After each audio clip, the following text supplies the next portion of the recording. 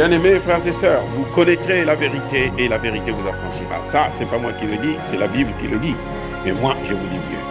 Vous connaîtrez la vérité historique, notamment celle de vos ancêtres kémites, et vous aurez une vision globale de ce que c'est que la vraie souveraineté politique. J'ajoute, vous reviendrez à la spiritualité africaine ancestrale et vous comprendrez les enjeux de l'indépendance économique. Et pour terminer, vous accepterez votre identité culturelle kémite et vous obtiendrez deux choses. La première, c'est la paix. La seconde, c'est le développement, à une condition. L'unité de toute l'Afrique noire, l'unité de tous les Noirs du monde entier. Otep à tous, bienvenue sur la chaîne des panafricanistes par essence, par conviction et par excellence. Celle des citoyens kémites par nécessité et obligation de combat. Nous sommes une chaîne qui n'est guidée que par nos ancêtres et rien que par les ancêtres qui appartiennent à l'égrégore du monde noir. Par conséquent, nous ne croyons en aucun Dieu venu de l'étranger. Toutefois, cette vidéo n'est aucunement destinée à inciter à la haine ou à la violence, car nous menons un combat qui est d'abord et avant tout spirituel, intellectuel et démocratique. Ensuite, il est politique, géopolitique et géostratégique. Contre l'impérialisme, le colonialisme, le néocolonialisme et l'endocoloniat, qui sont tous qualifiés de crimes contre l'humanité. Nous menons ce combat sur la base du principe fondamental que nous avons hérité de nos ancêtres kémites, qui est celui de la Mahat, c'est-à-dire solidarité, vérité et justice. Vous êtes donc en droit de connaître la vérité, nous avons l'obligation de vous dire la vérité, rien que la vérité, afin que justice soit rendue au continent africain. Et ça, c'est notre manière de contribuer modestement dans cette lutte en faveur de la souveraineté, la dignité, la solidarité et l'unité africaine. C'est exactement ça que nous appelons le panafricanisme. Bien-aimés frères et sœurs, enfin, une autre bonne nouvelle venant du Mali, ou plutôt des Nations Unies, comme nous l'avions prédit. En fait, aujourd'hui, 30 juin 2023, la décision en fait devait être prise le 29, mais bon, ils ont eu un retard, ils ont pris la décision aujourd'hui, le 30 juin. Et ils ont décidé que la mission des Nations Unies au Mali doit prendre fin. On donne 6 mois aux forces de l'ONU au Mali, la MINUSMA, en accord avec le gouvernement malien pour débarrasser le plancher, pour dégager. C'est une victoire d'abord pour l'Afrique, mais aussi c'est une victoire pour le Mali. Pourquoi je dis c'est une victoire pour l'Afrique? C'est une victoire pour l'Afrique parce que maintenant, le Centrafrique et le Congo démocratique n'ont plus de raison pour continuer à garder une mission qui ne leur apporte rien du tout. Au contraire, qui ne cesse d'aggraver la situation sur le terrain. Eh oui. La MONUSCO au Congo démocratique a déjà près de 24 ans. Et là, aujourd'hui, le M23 n'arrête pas d'occuper le terrain. Ils vont occuper tout le Congo démocratique, finalement. Oui. Et la mission des Nations Unies est là. C'est une mission de maintien de la paix. Mais il n'y a pas la paix. Il n'y a pas la paix. On continue à tuer. Aujourd'hui, on compte plus de 15 millions. Il y a des gens qui disent 10 millions, mais 10 millions, ça c'est des statistiques qui datent depuis plus de 10 ans maintenant. Donc aujourd'hui, nous sommes au moins à 15 millions de morts. Et ça, ce n'est pas normal.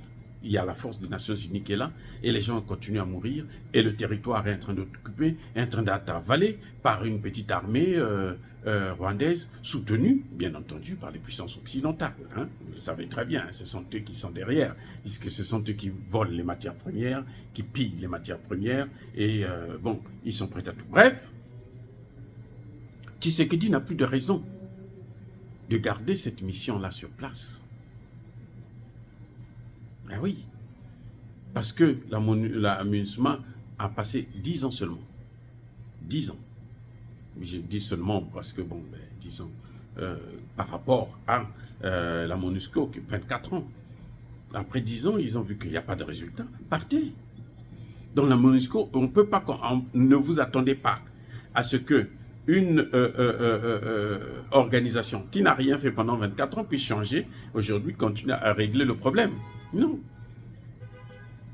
Pareil pour le Centrafrique. Monsieur Touadéra, en novembre prochain, il y aura le débat sur le renouvellement de la mission. Je crois que le président Touadéra doit prendre ses responsabilités et demander justement le départ de cette mission aussi. Nous ne voulons plus des missions des Nations Unies sur notre territoire, surtout qu'elles ne font absolument rien pour régler nos vrais problèmes. Ce sont des missions qui sont inadaptées par rapport aux situations que nous avons. Donc, c'est une grande victoire pour l'Afrique parce que le Mali a montré la voie aux autres pays africains victimes de la déstabilisation par les missions ou à travers les missions des Nations Unies. Parce que ces missions, en fin de compte, ne sont pas des missions de maintien de la paix, ce sont des missions de maintien de l'instabilité pour faciliter l'ingérence des puissances occidentales dans nos affaires et piller nos pays. Aussi simple qu'on ne peut le croire. On a constaté que la France exploitait, volait au Mali 52 tonnes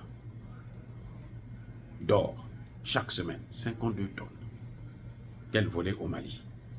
Donc les 8 ans que la France a passé là-bas, eh ben, elle s'est bien enrichie. Bref, mais bon, il y a une fin à tout et c'est terminé.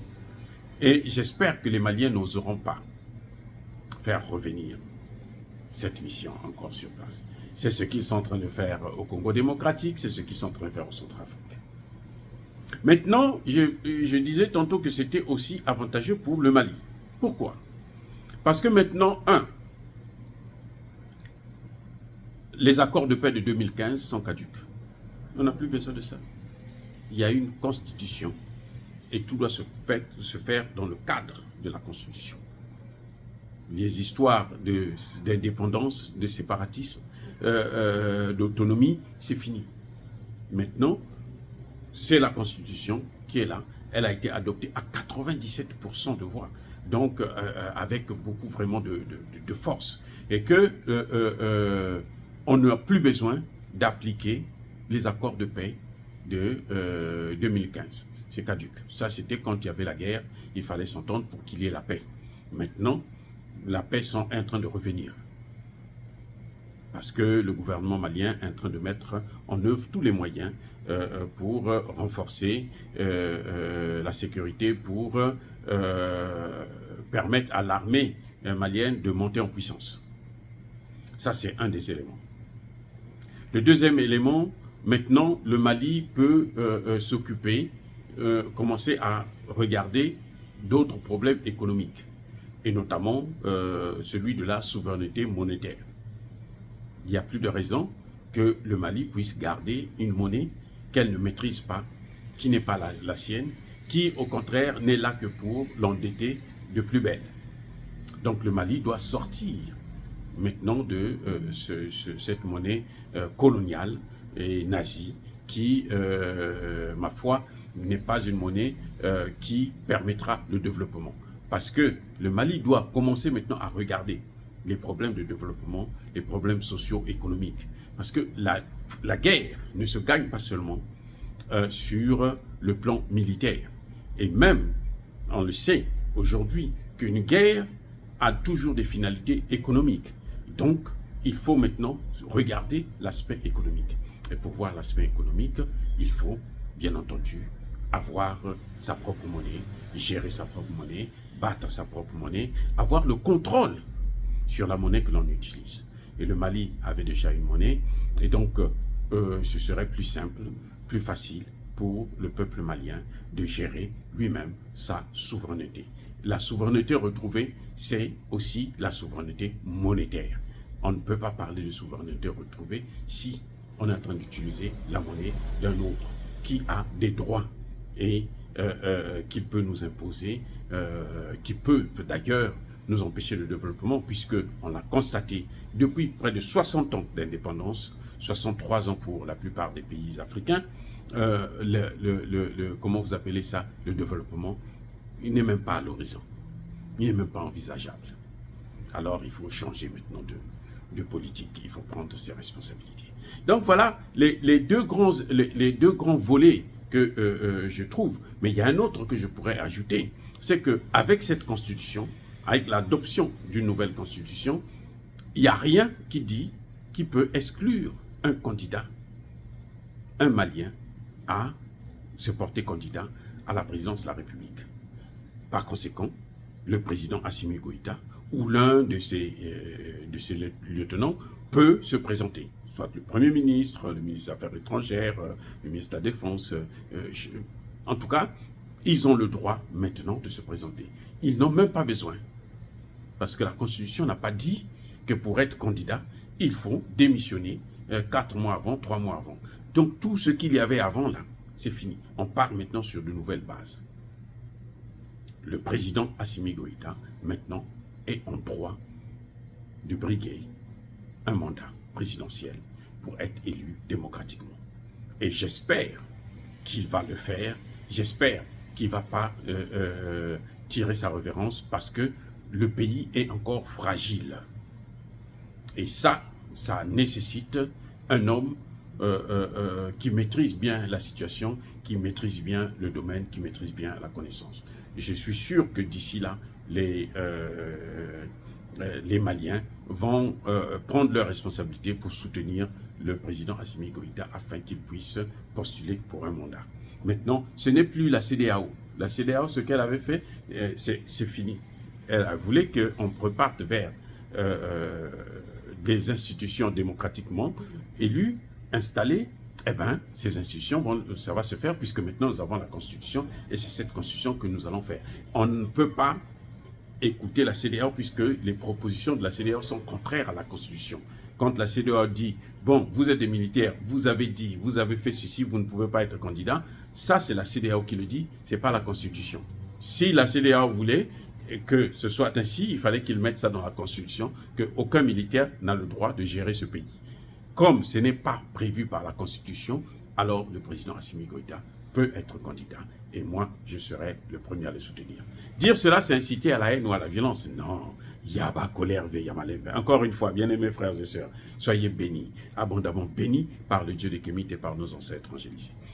Mais que tous ceux qui persécutent le continent africain, le pillent et le déstabilisent, qu'ils soient noirs, blancs, chinois, arabes, indiens, qui qu'ils soient maudits, punis, foudroyés, neutralisés, effacés, écrasés par le Dieu des Kémites et par nos ancêtres angélisés. Vive l'Afrique éternelle, j'ai dit et j'assume.